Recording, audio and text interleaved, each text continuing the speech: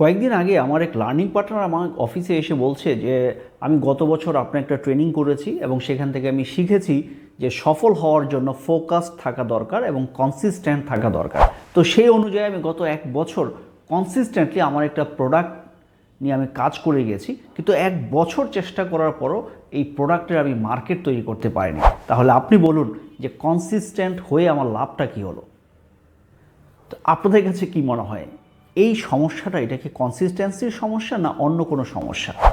আসলে আমরা কনসিস্টেন্টলি কাজ করার কথা বলি, এটা যেমন সত্য, কিন্তু অনেকেই এটাকে আমরা আবার ভুল বুঝি।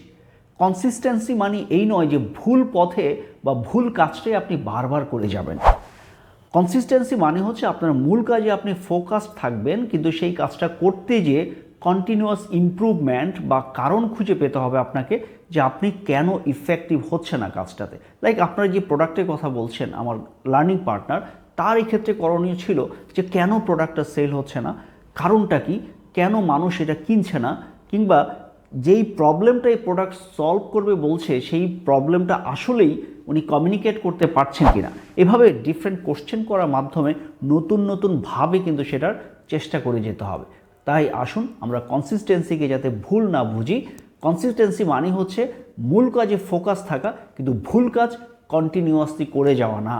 সবার জন্য শুভকামনা।